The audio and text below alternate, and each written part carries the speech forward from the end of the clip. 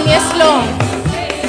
మహిమా మహిమా మన యేసుకే, సూర్యునిలో చంద్రునిలో తారలలో ఆకాశములో. ఆమేన్. హల్లెలూయా.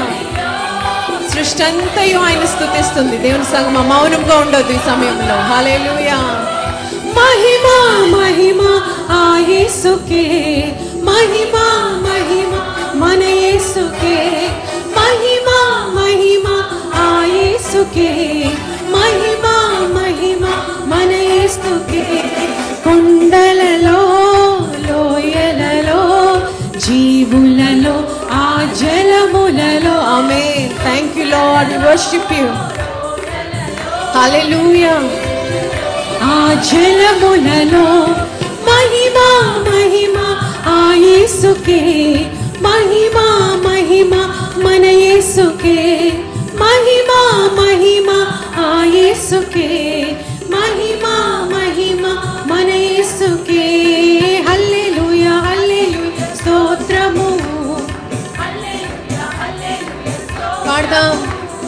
హల్లెలూయా హల్లెలూయా స్తోత్రము, హల్లెలూయా హల్లెలూయా స్తోత్రము, స్తోత్రము స్తుతి స్తోత్రము, వేలాది వందనాలు కలుగునుగా నీకే మహిమ ఎల్లప్పుడూ. స్తుతి స్తోత్రము పాడదాం. స్తోత్రము స్తుతి స్తోత్రము, వేలాది వందనాలు కలుగునుగా నీకే మహిమ ఎల్లప్పుడూ. స్తుతి స్తోత్రము. యేసయ్యా యేసయ్యా యేసయ్యా యేసయ్యా యేసయ్యా యేసయ్యా. బిగ్గరగా పాడదాం. స్వరములంతా బిగ్గరగా. హల్లెలూయా. యేసయ్యా యేసయ్యా యేసయ్యా యేసయ్యా యేసయ్యా యేసయ్యా. శూన్యము నుండి సమస్తమును కలుగజేసెను, నిరాకారమైన నా జీవితమునకు రూపమునిచ్చెను. ఆమేన్. Thank you Jesus. శూన్యము నుండి సమస్తమును కలుగజేసెను, నిరాకారమైన నా జీవితమునకు రూపమునిచ్చెను. యేసినా సర్వము, యేసినా సమస్తము, యేసినా సర్వము, యేసినా సమస్తము. యేసయ్యా యేసయ్యా యేసయ్యా. ఆరాధన చేద్దాం. యేసయ్యా యేసయ్యా యేసయ్యా. స్తోత్రం నాయనా. మహిమ ప్రభువా నీకే స్తోత్రం. పరలోకము నుండి దిగి వచ్చెను యేసు, సిలువ మరణముంది మార్గము తెరచెను.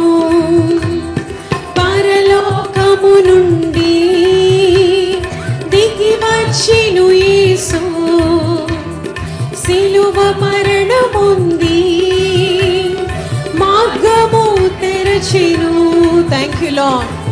యేసినా రక్షణ, యేసినా నిరీక్షణ, యేసినా రక్షణ, యేసినా నిరీక్షణ. యేసయ్యా యేసయ్యా యేసయ్యా. అందరం స్వరములెత్తి యేసయ్యా అని బిగ్గరగా ఆరాధన చేద్దాం. యేసయ్యా నీకే మహిమ నాయనా, నీకే వందనాలయ్యా. ఏమి ఇవ్వగలను ప్రభువా. Thank you Jesus. యేసయ్యా యేసయ్యా యేసయ్యా యేసయ్యా యేసయ్యా యేసయ్యా యేసయ్యా యేసయ్యా యేసయ్యా యేసయ్యా యేసయ్యా యేసయ్యా. హల్లెలూయా. నీకే స్తోత్రం నాయనా, నీకే మహిమ ప్రభువా, నీకే వందనాలయ్యా. ఈ వ్యక్తి అంటున్నాడు, ఒక పొలము కొని ఉన్నాను. అసలు ఆ పొలం కొంటాక నీకు కృప ఎక్కడి నుంచి వచ్చింది? ఆ పొలం కొంటాక నీకు సామర్థ్యం ఎక్కడి నుంచి వచ్చింది? ధనం ఇచ్చింది ఎవరు? ఆ మహారాజు కాదా? ఆ రాజుల రాజు కాదా? ఆ ప్రభువుల ప్రభువు కాదా? ఆ అధికారుల అధికారి కాదా? ఆ ప్రిన్స్ ఆఫ్ పీస్ కాదా? ఆ యెహోవా ఈరే కాదా? కానీ వారి హృదయాలు దేవునికి దూరంగా వెళ్ళిపోయినట్టుగా మనం చూస్తున్నాం. కాబట్టి ఇక్కడ ఒక నెపము ఏమిటి అంటే దేవునికి దూరముగా వెళ్ళిపోవాలి, నాకు సౌఖ్యము ప్రాముఖ్యము. రెండో వ్యక్తి ఏమంటున్నాడు?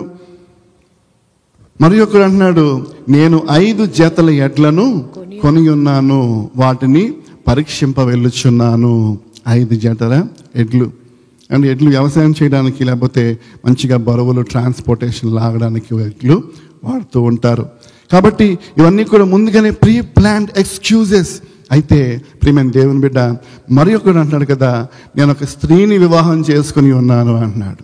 వీరందరూ కూడా రకరకాలుగా నెపాలు ఎక్స్క్యూజ్ చెప్తుంటే దేవుడు అన్నాడు కదా, యజమాని అన్నాడు, సరే వెళ్ళు, మార్కెట్ ప్లేస్కి వెళ్ళి ఎవరు దొరికితే వాళ్ళని తీసుకొచ్చేయి, నా స్పేస్లో మాత్రము ఖాళీ ఉండకూడదు. ప్రైజ్ ది లార్డ్, హల్లెలూయా. ఈ రోజున కూడా దేవుడు అన్నాడు కదా, యూదుల కొరకు ఎంతో ప్రత్యేకంగా ఆయన భారం కలిగి ఉన్నాడు. కానీ యూదులు సిద్ధంగా లేరా?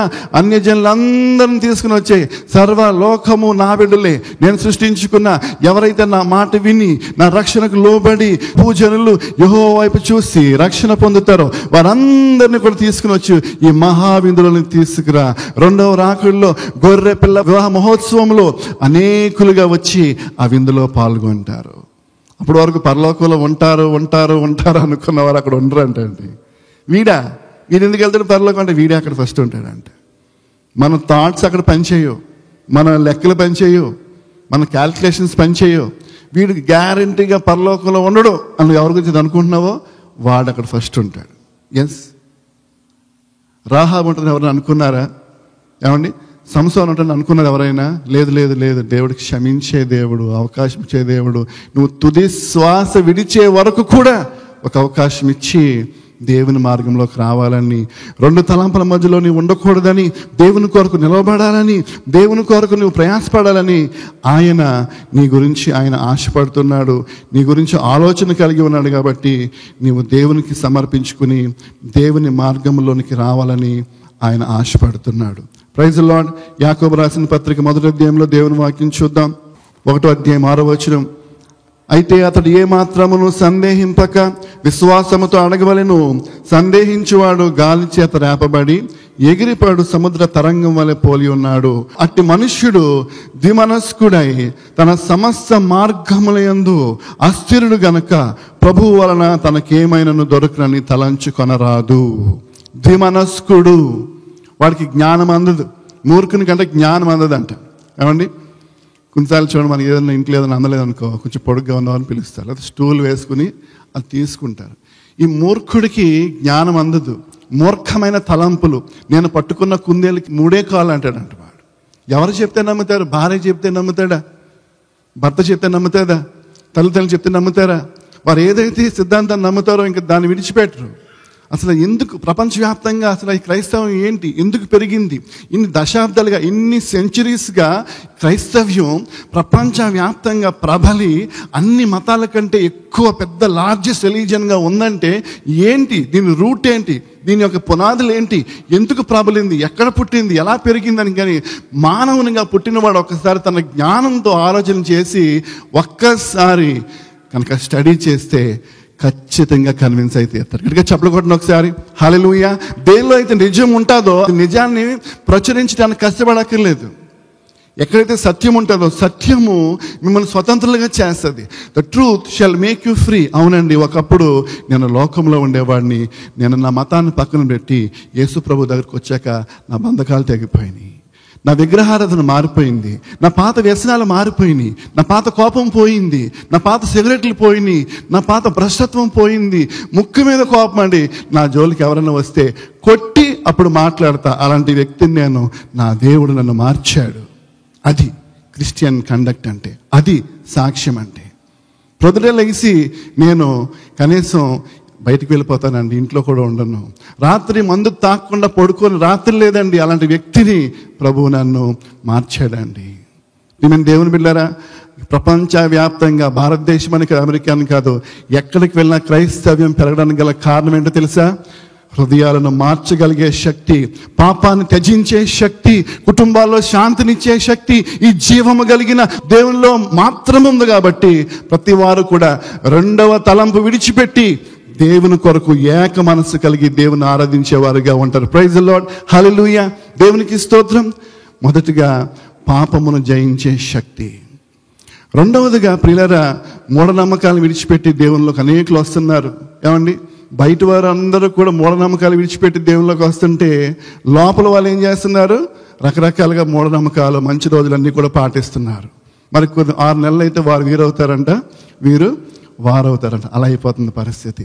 కాబట్టి దేవునిలో మరి రెండవ మనసు లేకుండా మనం మారి దేవునిలో ఉండాలని, దేవుని శక్తిని పొందుకోవాలని, దేవునిలో ఇశ్రాయేలు జనాంగం నశించిపోతుంటే వారు 2 తలంపుల మధ్యన ఉండకుండా దేవుని యందు విశ్వాసం ఉంచి వారి మొదటి ప్రేమలోనికి రావాలని, దేవునిలో ఉండాలని, దేవుని కొరకు నిలవాలని, దేవుని కొరకు మాత్రమే వారు జీవించాలని 3.5 సంవత్సరాల వర్షము కురియకుండా దేవుడు ఆకాశాన్ని మూసివేశాడు. కష్టం వచ్చినప్పుడు దేనికైనా మూతబడితే అప్పుడు మన హృదయం దేవుని కొరకు తెరవబడుతుంది. అప్పుడు దాకా పరుగో పరుగు, పరుగో పరుగు, పరుగో పరుగు. కొన్ని సాక్ష్యాలు గుర్తొస్తున్నాయి కానీ చెప్పలేను నేను. దేవుని పక్కన పెట్టి ఎంతో విచ్చలవిడిగా తిరిగేశారు. యేసుప్రభు ఫోటోతో పాటు అన్ని ఫొటోస్ పెట్టేశారు, ఏదైతే నా వ్యాపారం బాగుండాలని చెప్పి. కానీ దేవుడు చిన్న గద్దెంపుని పంపించినప్పుడు మరలా పశ్చాత్తాపం పడి మందిరంలో దేవుని పాదాలు పట్టుకున్నాడండి. ఎందుకు ఈ మాటలు చెప్తాను? నువ్వు దేవుని కొరకు ఏది రాజీ పడకూడదు. దేవుని కొరకు నువ్వు ఏ విషయంలో కూడా నువ్వు దేవుని ప్రక్కన పెట్టి దేవునికి ఇవ్వాల్సిన స్థానాన్ని, దేవునికి ఇవ్వాల్సిన ప్రశస్త మరి ఆ యొక్క ప్రయారిటీని దేనికి కూడా ఇవ్వకూడదని ఆయన వాక్యము జ్ఞాపకం చేస్తుంది. Praise the Lord. అయితే అక్కడ మరి బయలు ప్రవక్తలు పిలవమంటాడు. మరి బయలు ప్రవక్తలు వస్తారు, మరి దేవుని ప్రవక్తలు వస్తారు. అక్కడ కొన్ని ఇన్స్ట్రక్షన్స్ ఇచ్చి ఏలియా మరి బయలుదేవుడు నిజమైన దేవుడా, యెహోవా దేవుడు నిజమైన దేవుడా అని చెప్పి అక్కడ వారందరికీ కూడా దేవుని శక్తిని ప్రచురింపచేయాలని దేవుడిచ్చిన ఆ యొక్క ఆత్మావేశంలో ప్రవచన శక్తి ద్వారా అక్కడ మరి ఒక ప్రత్యేకమైన కార్యక్రమాన్ని ఏర్పాటు చేసి మరి అనేకులకు దేవుని శక్తిని చూపించడానికి ఏలియాను దేవుడు ఎన్నుకున్నాడు. మొదటి రాజులు 18వ అధ్యాయంలో మనం చూద్దాం. అప్పుడు ఏలియా యెహోవాకు ప్రవక్తలైన వారిలో నేను ఒక్కడినే శేషించి ఉన్నాను. అయితే బయలు ప్రవక్తలు 450 మంది ఉన్నారు. మాకు 2 ఎడ్లను ఇయ్యుడి. వారు వాటిలో ఒకదాన్ని కోరుకొని దాన్ని తునకలుగా చేసి క్రింద అగ్ని ఏమీ వేయకుండానే దానిని కట్టెల మీద ఉంచవలెను. 2వ ఎద్దును నేను సిద్ధం చేసి క్రింద అగ్ని ఏమీ వేయకుండానే దాన్ని కట్టెల మీద అని చెప్పి ఇక్కడ మరి బలిపీఠాలు కట్టిస్తాడండి. బలిపీఠాలు కట్టించి వాటిపైన కట్టెలు పేర్చి పశువును ముక్కలు ముక్కలుగా కోసి దానిపైన ఉంచి చుట్టూరు తవ్వించి నీళ్లతో ఆ తొట్టిని నింపి మరి మొదటగా బయలు ప్రవక్తలు ఎక్కువ మంది ఉన్నారు. అక్కడ కొన్ని వందలాది మంది ప్రవక్తలు ఉన్నారు. వారికి అవకాశం ఇస్తాడు. మొదటగా మీరు మీ దేవుని పిలవండి, తర్వాత నేను నా దేవుడిని పిలుస్తాను. మీ బలిపీఠం మీరు కట్టుకోండి, నా బలిపీఠం నేను సిద్ధపరచుకుంటా. ఎవరి దేవుడు నిజమైన దేవుడో చూద్దామని చెప్పి. ఎందుకు దేవునికి అంత బాధ కలిగిందంటే ఇశ్రాయేలీయులు తమ మొదటి ప్రేమను మర్చిపోయారు, సృష్టికర్తను మర్చిపోయారు. 3.5 సంవత్సరాలు కరువు అయ్యాక ఆ తర్వాత దేవుడు ఆ కరువులో ఒక అసహజమైన శక్తిని చూపించాలని దేవుడు అక్కడ ఆశపడ్డాడు. అదే ఇక్కడ జరిగిన సంఘటన. వీరందరూ కూడా మొదటగా బలిపీఠాన్ని సిద్ధం చేసుకున్నారండి. ఆ బలిపీఠం సిద్ధం చేసుకున్నారు. వాళ్ళందరూ కూడా తమ దేవుని నామాన్ని బట్టి వారు ప్రార్థన చేస్తున్నారు.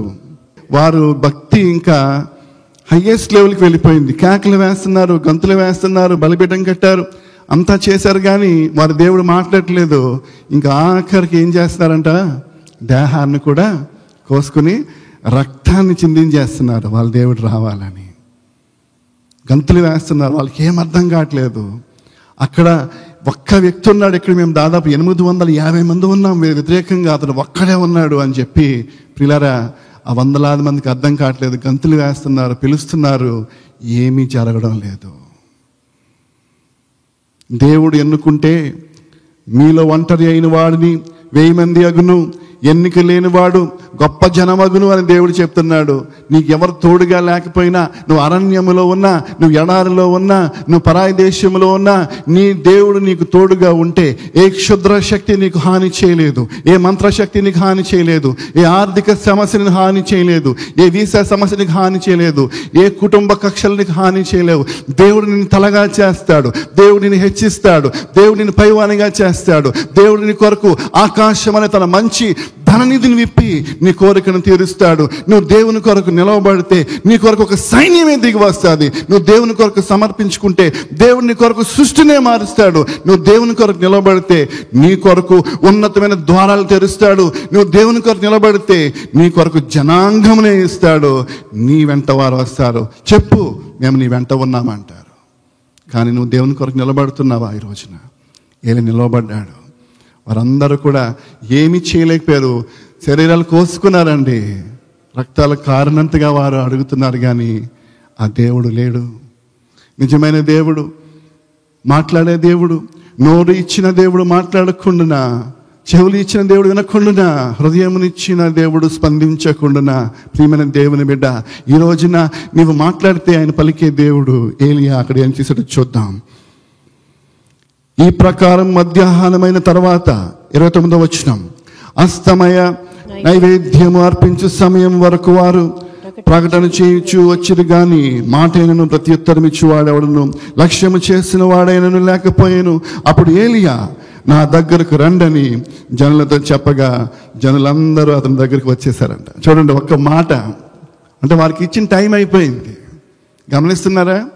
దేవుడు ఒక టైం వస్తుంది, ఎవరికి నచ్చినట్టు వారు ఆరాధన చేసుకోవచ్చు, ఎవరి నమ్మకాల్లో వారు ఉండొచ్చు, ఎవరి పనుల్లో వారు బిజీ అయిపోవచ్చు. కానీ ఒక టైం వస్తుంది, నాన్న ఇటు రండి ఒకసారి మీతో కొంచెం మాట్లాడే పని ఉంది అంటాడు. అప్పుడు మనుషులుగా పుట్టిన వారందరూ వచ్చి ఆ జడ్జిమెంట్ సీట్ ముందు నించోవాలి చేతులు కట్టుకుని. వారు చేసిన పనులను బట్టి, వారి ప్రవర్తనను బట్టి, వారి వేషధారణ బట్టి, మంచివారికైతే ప్రశంస కిరీటాలు, చెడ్డవారికైతే నిత్య నరకము, భయంకరమైన, అక్కడ అగ్ని ఆరదు, పురుగు చావదు. ఏమండి, మనకంటే ఎలక్ట్రిసిటీ స్కేర్సిటీ ఉంటుంది, అక్కడ స్కేర్సిటీ ఉండదు. ఎప్పుడు కూడా మైక్రోవేవ్ రన్ అవుతూనే ఉంటుంది, ఓవెన్, అగ్ని ఆరదు. ఇక్కడ మరి ఎలక్ట్రిసిటీ ఎలాగ మరి 24 hours ప్రొవైడ్ చేయడం చాలా కష్టమైపోతుంది మన ప్రభుత్వం వారికి. ఆ ప్రభుత్వంలో ఆ ప్రాబ్లం ఉండదు. ఒకరోజు మా పాస్టర్ గారు ప్రసంగం చేశారంట, అక్కడ ఏడుపులను పండ్లు కొరుకునుంటాయే, అందుకని నువ్వు మారు మనసు పొందాలి, రక్షణ పొందాలన్నాడంట. ఈయన వచ్చి ప్రసంగం, పాస్టర్ గారు నాకు కట్టుడు పళ్ళు అండి, ఎలాగ మరి అక్కడ అన్నాడంట. ఏం వర్యవకమ్మా, అక్కడ ఇస్తారు కట్టుడు పళ్ళు ఉంటే, అక్కడ నీకు పళ్ళు సెట్ ఇస్తారు. అక్కడ ఏడుపును పళ్ళు కొరుక్కోవటం మాత్రం గ్యారంటీ, వచ్చేస్తాయి. పళ్ళు లేని వరకు పళ్ళు వచ్చేస్తాయి అక్కడ. ఏమండి, స్పర్శ లేని వరకు స్పర్శ వచ్చేస్తుంది. దేవుడు మర్చిపోయింది అందరూ మాట, అమ్మా దేవా, నాన్న దేవా, కాలిపోతున్నాను, ఇంకేం ప్రయోజనం? నరకం గురించి సంఘాల్లో చెప్పట్లేదు ఈ మధ్యన పాస్టర్లు. నరకము, నిత్య జీవం ఎలాగైతే ఇంకా నిత్యము జీవిస్తూనే ఉంటామో, నిత్య నరకం, నిత్యం నరకాగ్నిలో కాలుతూనే ఉంటారు దేవుని విడిచి తిరిగేవారు. ఏలి నిలబడ్డాడు, నన్ను ఇటు రండమ్మా అంటే వాళ్ళందరూ వచ్చేసారు చిన్నపిల్లలాగా. అంటే అప్పుడు దగ్గరికి వచ్చిన టైం అయిపోయింది, అందరూ వచ్చారు. అప్పుడు అతడు ఏం చేశాడో చూద్దాం. నా దగ్గరికి రండని చెప్పినప్పుడు వారు వచ్చారు. అతడు క్రింద పడద్రోయబడి ఉన్న యెహోవా బలిపీఠమును బాగు చేశాను. నెంబర్ 1, మనము కూడా మన ఆత్మీయ పరిస్థితిని బాగు చేసుకోవాలి. ఇశ్రాయేలు సంఖ్య చెప్పిన 12 రాళ్లతో కట్టిన మన కుటుంబం, మన పితరులు నేర్పిన భక్తి, మన పితరులు, తల్లిదండ్రులు, తాతగారు, అమ్మగారు నేర్పిన భక్తి మనం కొనసాగించాలి. నువ్వు మొదటి జనరేషన్లో ఉన్నావా? నువ్వు వాక్యానుసారముగా దేవుని అధికారము, 12 రాళ్ళు దేవుని అధికారానికి సాదృశ్యం, ఎటర్నల్ గవర్నమెంట్ ఆఫ్ గాడ్, ఆ యొక్క దేవుని శాసనాల క్రిందనే ఉంటే నీ తర్వాత నీ జనాంగం, కమింగ్ జనరేషన్స్ దీవించబడతాయి. పడిపోయిన బలిపీఠమును బాగు చేశాడు ఏలియా. యెహోవాకు ప్రత్యక్షమై నీ నామము ఇశ్రాయేలు అగునని వాగ్దానమునందున యాకోబు సంతతి గోత్రముల లెక్క చెప్పున 12 రాళ్ళు తీసుకొని ఆ రాళ్ల చేత యెహోవా నామమున ఒక బలిపీఠం కట్టించి దాని చుట్టూ 2 మానికల గింజలు పట్టినంత లోతుగా కందకం ఒకటి త్రవ్వించి కట్టెలు క్రమముగా పేర్చి ఎద్దును తునకలుగా కోసి కట్టెల మీద ఉంచి జనులు చూచుచుండగా మీరు 4 తొట్ల నిండా నీళ్లు నింపి దహన బలి పశు మాంసము మీదను కట్టెల మీద పోయిడని చెప్పాను. ఈ యొక్క ఇవన్నీ చెప్తూ దేవుడు ఒకటి అన్నాడు, జనులు చూస్తూ ఉండగా నీళ్లు నింపి దాని నిండా పోయండి. God wants all the people, not only Israelites, అక్కడ ఉన్న అన్య జనులు, విగ్రహారాధికులు, వాళ్ళందరూ కూడా చూడాలి ఇక్కడ దేవుడు చేయబోయే శక్తి. అందుకనే అలా చేసినప్పుడు వారు 4 తొట్ల నిండా నీళ్లు నింపి దహన బలి పశ్చిమ మాంసము మీదను కట్టెల మీదను పోయడని చెప్పారు. అది అయిన తర్వాత 2వ మారు ఆ ప్రకారమే చేయడని చెప్పగా వారు 2వ మారును అలాగే చేశారు, 3వ మారును కూడా అలాగే చేశారు. ఆ నీళ్లు బలిపీఠము చుట్టూ పొర్లి ఆ యొక్క పారెను. మరియు అతడు ఆ యొక్క కందకమును నీళ్లతో నింపెను. అస్తమయ నైవేద్యం అర్పించినప్పుడు చూడండి ప్రియులారా, ఇక్కడ బలిపీఠం కట్టినప్పుడు సాధారణంగా చూడండి, ఇప్పుడు స్విమ్మింగ్ పూల్స్ కడతారు, ప్రొఫెషనల్స్ కట్టాలి. నీళ్ళు నిలవాలంటే ఎలా పడితే అలా కడితే నీళ్ళు ఉండవు, లీక్ అయిపోతూ ఉంటాయి. ప్రొఫెషనల్స్ కట్టాలి. ఈ బలిపీఠం కూడా చాలా అద్భుతంగా కట్టారు. ఆ కరువులో పశువులకే నీళ్ళు లేని సమయంలో దేవుడు బలిపీఠం, ఆ కరిమేలు పర్వతం కింద ఒక వాగులో నీళ్ళు ఎప్పుడు ఉండేవి. ఒకవేళ ఆ వాగు ఎండిపోతే ఆ పక్కనే సముద్రం ఉంది. సో ఆ దగ్గరలో ఏలియా ఇదంతా ఏర్పాటు చేశాడు. దేవుని హృదయాన్ని తెలిసిన వారు దేవుని చిత్తానికి దగ్గరగా ఉంటారు. దేవుని బలిపీఠం కట్టడానికి, దేవుడు చెప్పమన్న పని చేయడానికి అన్నీ కూడా దగ్గరలో సమకూర్చుకుంటారు. దేవుడు ఒక మిరకిల్ చేయాలన్నా నీవు అన్నీ కూడా సమకూర్చుకోవాలి. బైబిల్ దగ్గర పెట్టుకోవాలి, స్టడీ క్లాసెస్ దగ్గర పెట్టుకోవాలి, ఫాస్టింగ్ ప్రేయర్స్ చేయడానికి సిద్ధంగా ఉండాలి, నీ ప్రేయర్ బుక్ దగ్గర పెట్టుకోవాలి. నీ ఇంట్లో బిడ్డల్ని కుటుంబ ప్రార్థన టైం అయితే వారు అలారం పెట్టుకుని మెట్లు దిగి ప్రార్థనకు వచ్చేసేయాలి. ప్రతిరోజు పిలవటం కాదు. కొన్ని క్రమశిక్షణ చర్యలు మనం పాటించాలి, డిసిప్లిన్ కోడ్. ఇక్కడ నీరు ప్రపంచమంతటికి నీరు అందట్లేదు. ఇక్కడ ఈ బలిపీఠంలో నీళ్ళు మాత్రము బలిపీఠం పైగా పొర్లిపోతున్నాయి. దేవుడు చూపించాలనుకుంది ఏంటంటే, అక్కడ మనుషులు ఎప్పుడు కూడా they want to spectaculate something new, ఏది కొత్తగా కనపడుతుందో చూడాలి. ఈ యొక్క బలిపీఠం కట్టిన విధానం కానీ, నీరు నింపిన విధానం కానీ, ఆ కట్టెలు కట్టిన ఆ చెక్క మీద అగ్ని మండాలంటే నీరుంటే ఎలా మండుతుందండి? అసాధ్యం. కానీ దేవుడు అక్కడ అద్భుతంగా, ఏ దేవుడైతే అగ్నితో జవాబిస్తాడో ఆ దేవుడు నిజమైన దేవుడు కాబట్టి అక్కడ అవన్నీ కూడా చేసి అస్తమయ నైవేద్యం అర్పించే సమయమున ప్రవక్త ఏలియా దగ్గరకు వచ్చి ఇలాగూ ప్రార్థన చేశాను. 1 simple small prayer can change your life. ప్రార్థన అంటే పోయిన వారం చెప్పాను, ప్రార్థన అంటే అది అడగటం, ఇది అడగటం, అది చేయడం, కష్టపడిపోవటం కాదు. కానీ ఫస్ట్ ఆఫ్ ఆల్ చిన్న విషయం ఏంటంటే, వాక్య ప్రకారంగా జీవించి, దేవా నువ్వు చెప్పినట్టు నేను చేశానయ్యా, నన్ను తర్వాత ఏం చేయమంటావు, నాకు నెక్స్ట్ పని అప్పగించు. అది స్పిరిచువల్గా గ్రో అయిన వారు చేసే ప్రార్థన. కొత్తగా వారు, ప్రభా నాకు ఇది రావట్లేదు, నేను నిలబడలేకపోతాను, నాకు శక్తి చాలలేదు, నాకు ఇది కాదు, నాకు నేత్రాశ, నాకు శరీరాశ, జీవడము, అసూయ, ఇది కోరికలు, అవి ఇవి, లోకంలో పగ కట్ర, అవన్నీ బిగినింగ్లో ఉంటాయి. తర్వాత దేవుడు ఏం చేస్తాడండి?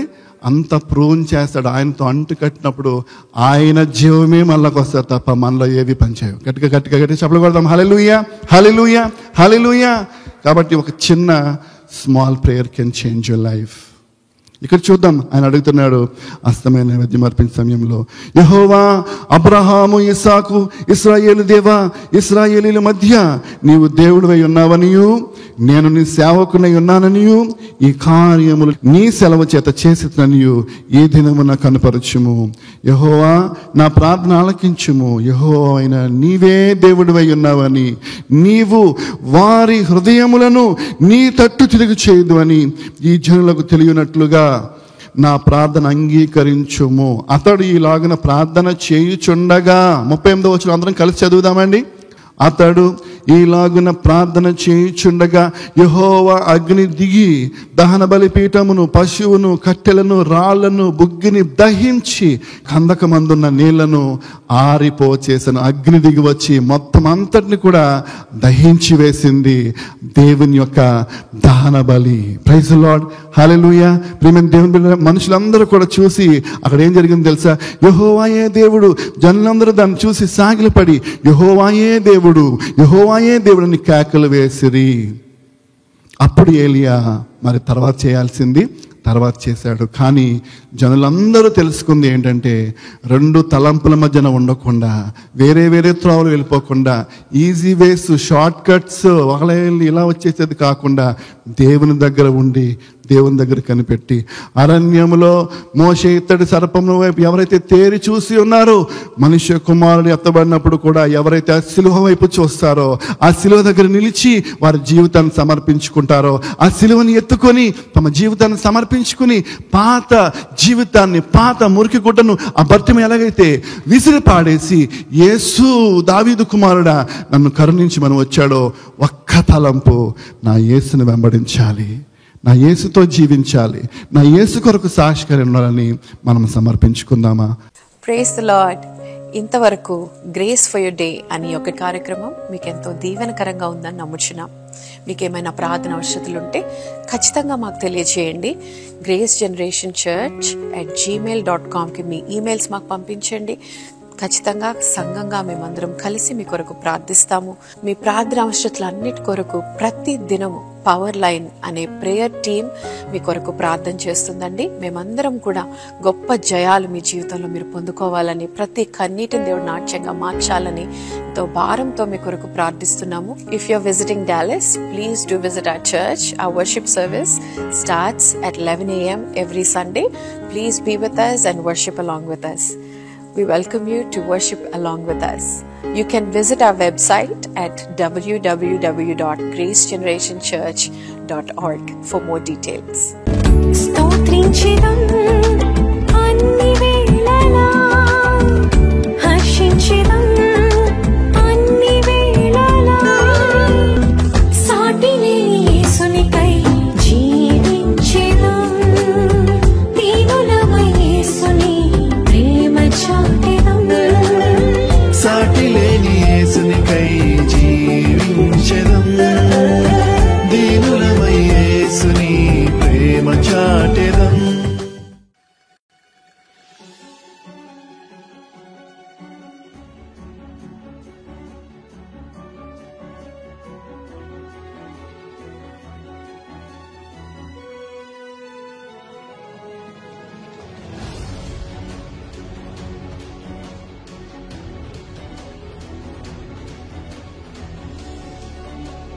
మారాలి.